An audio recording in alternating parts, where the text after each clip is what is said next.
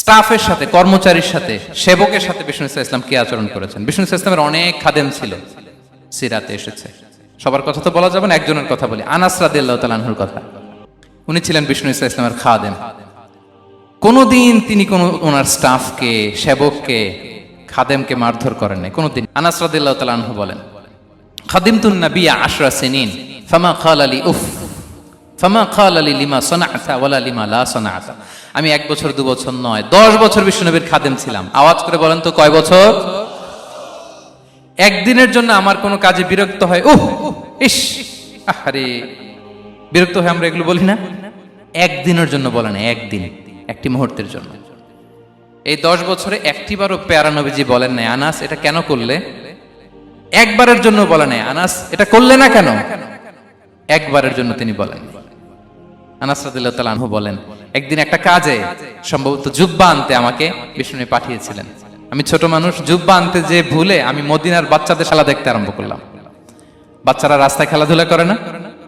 বিষ্ণুনবী যেটা আনতে পাঠিয়েছে ওইটা না এনে ভুলে, ছোট মানুষ তো, সেও দাঁড়িয়ে দাঁড়িয়ে মদিনার ছেলেমেয়েদের খেলা দেখতেছে। এখন সময়ের পর সময় যায়, ঘন্টার পর ঘন্টা যায়, আনাস তো আর আসে না জুব্বা নিয়ে। বিষ্ণুনবী ভাবলেন, হায় রে, আনাস মনে ভুলে গেছে, যাই নিজের কাজ নিজেই করে নিয়ে আসি। বিষ্ণুনবী বেরোলেন, বেরোই দেখে ওই তো আনাস, আমার আনাস বাচ্চাদের সাথে খেলা দেখতেছে। আমরা হইলে কি করতাম? আমরা হইলে কি? মাইর, ওই যে ডাইরেক্ট মাইর। আল্লাহ, আজকে তোর একদিন কি আমার একদিন না?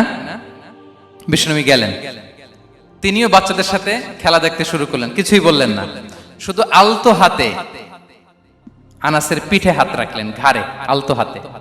বিষ্ণুনবীর হাতটা রেশমের চেয়েও সফট ছিল। হাত রাখলেন, হাত রাখাতে আনাস রাদিয়াল্লাহু তাআলা আনহু ফানাযারতু ইলাই, তিনি বললেন, আমি পিছনের দিকে তাকালাম, বিষ্ণুনবীর দিকে আমি তাকালাম। হঠাৎ করে দেখলাম যে বিষ্ণুনবী। তাকানোর পর পর আমি ভয় পেয়ে গেলাম, কিন্তু বিষ্ণু ইসলাম ধমকও দেয় নাই, কিরে আনাস তুই এখানে, এটাও বলে নাই।